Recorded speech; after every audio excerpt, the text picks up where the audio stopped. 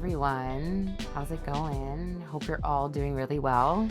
As usual, I'm here to talk about a topic that is important that comes up in my work and something that I think, hopefully you all will at least get some, even if it's just a nugget of information that helps you maybe try something new, think about a different perspective, maybe acquire a different tool, skill. Most things that I share here, I try to get information and research that's evidence based. So people can trust that when they come here to listen to what I have to share, that there's actually research backing it. And it's not just another person sharing their opinion. So, for many of you who are familiar with me, I've been a psychologist for over 2 decades, working with just about everybody. I work in the heterosexual world, I work in the LGBTQ plus world, and I've worked with children, adults, families, singles, couples. And now in my career, I focus primarily with working with couples who are maybe struggling in their ability to stay connected. Maybe they need to reignite a spark, and maybe they're needing to learn new communication skills. And the skills that they learned in their previous relationships or even in childhood aren't working for them today. So, I also work with a lot of singles who want to break patterns of behavior and want to date smarter and be more successful when they're selecting a partner. And I love all the work that I focus on. I love it all. And this is something where I show up here for you all weekly. It's something I look forward to and something that me and my team think about thoughtfully.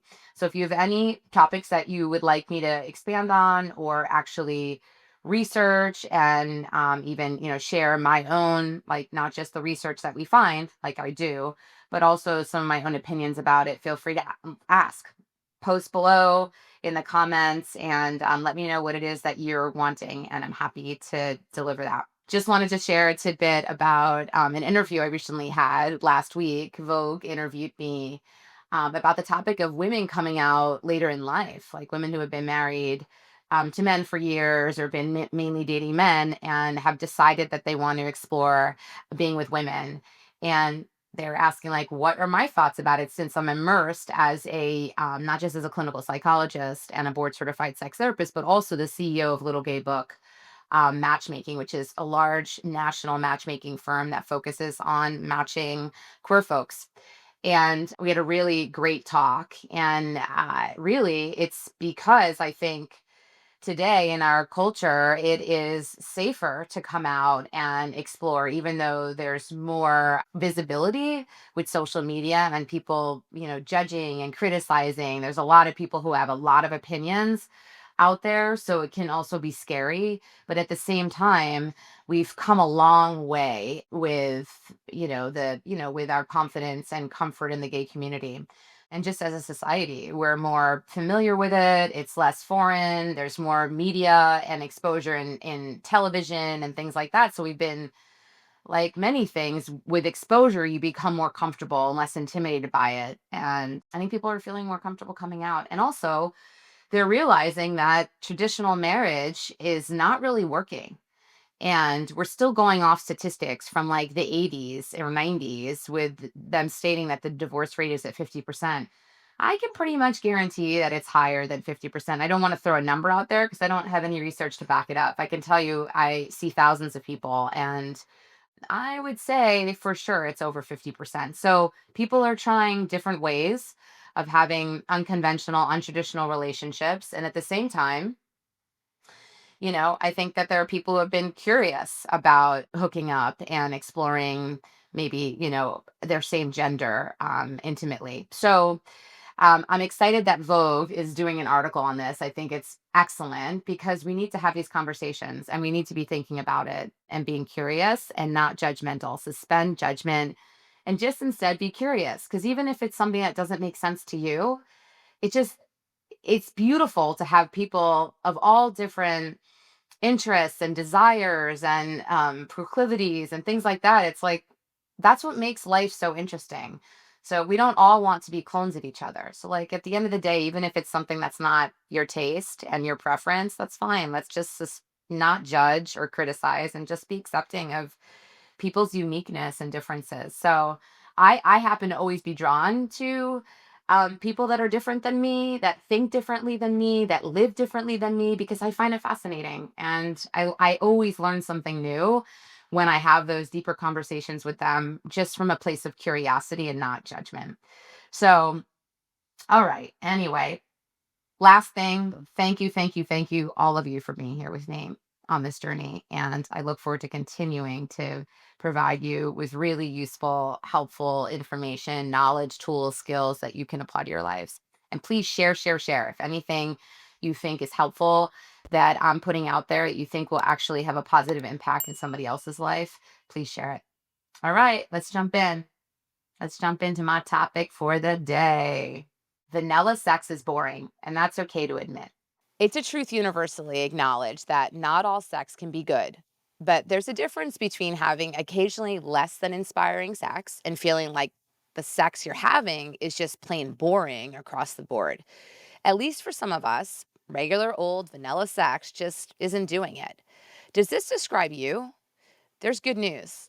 You aren't doomed to having boring vanilla sex forever. And what is vanilla sex anyway? If vanilla sex is an unfamiliar term, it's because what it refers to is considered so commonplace, it's assumed to be the norm. Many people just call vanilla sex sex. Vanilla sex is any sexual activity that doesn't include a power dynamic. So, no overt elements of kink or BDSM like impact, restraint, sadomasochism, or psychological play like humiliation or degradation, but also no implicit power dynamics in which one person is more dominant and one person is more submissive. Vanilla sex also doesn't usually include any fetishes like feet or role playing. Gay or queer sex may involve partners taking on a top or a bottom role, but this isn't necessarily kinky. Some tops also identify as kinky tops or dominants, and some bottoms also identify as submissives. But in some contexts, identifying as a top or a bottom just refers to whether one is being penetrated or doing the penetrating. It's totally possible to have vanilla sex as a gay top or bottom. Vanilla sex isn't necessarily limited or restricted. Anything from kissing to strap on sex to anal falls under the umbrella of vanilla sex. But if you're feeling unfulfilled by this kind of sex or like there's something missing, it's not the only option. Why might you be bored during vanilla sex? For some people, vanilla sex is the the height of excitement and sensation. Just their partner's hand on theirs or a closed mouth kiss can get them coming undone. For others, this doesn't necessarily feel that titillating. It may not feel satisfying, engaging, or particularly sexy to have vanilla sex for a variety of reasons. That may include the physical sensations just don't do it for you, the feeling of like it just feels muted or unpleasant or uninteresting. You find you can't get physically turned on or aroused, even when you're attracted to your person or you care about your person, or regardless of your partner, whoever it is. You find you're drifting mentally or checked out during sex, unable to pay attention to what's actually happening, even though you really want to. There are a lot of reasons why you might be having this experience. It's entirely possible that you aren't into the sex you're having with this person. Not all sex with all people is good, especially if you're less experienced. It can be easy to convince yourself that there's something wrong with you if you aren't enjoying it. But that doesn't need to be the case. If you find that you aren't enjoying vanilla sex with any partner, it may be that you aren't into sex in general. You may find looking into asexuality affirming, which I've talked about previously, so feel free to look back in my previous vlogs. It's also possible that you might enjoy sex more with a different gender. Suffering through boring, mediocre sex that they wish they enjoyed more is a first sign for many people that they may be queer or gay. If you ever find yourself accidentally fantasizing about other people or another gender during sex or when you masturbate, this might be a clue.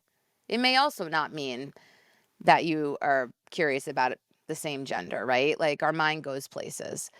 It's also possible that it's specifically vanilla sex that you're disinterested in, and different kinds of sex might be more appealing for you. Think about this. Do you find yourself wishing vanilla sex was more intense somehow? Fantasize about more extreme activities during sex, like your partner lightly menacing you or holding your partner down by the wrists? Wish you had more intense sensations or find yourself always wanting more stimulation? Daydreaming about complex scenarios surrounding sexual encounters, maybe as part of some kind of real life power dynamic, like being a student with a teacher or a boss with their employee?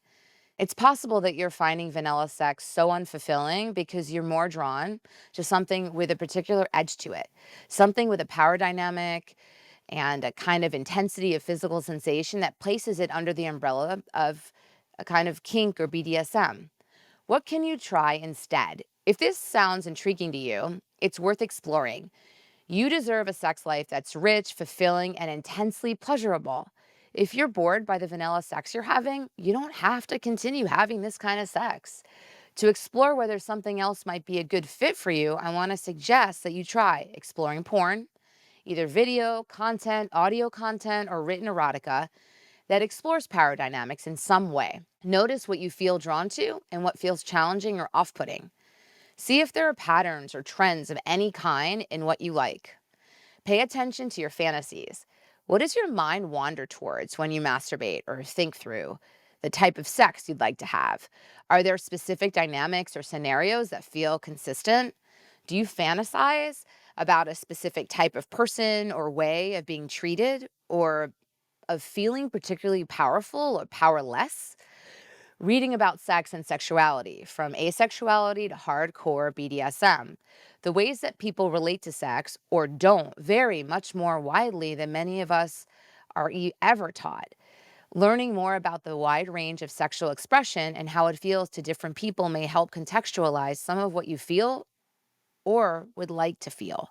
Sexuality is an almost infinite spectrum, like most things in life, right? There's a spectrum, even though us humans like to think about it very linear and black and white.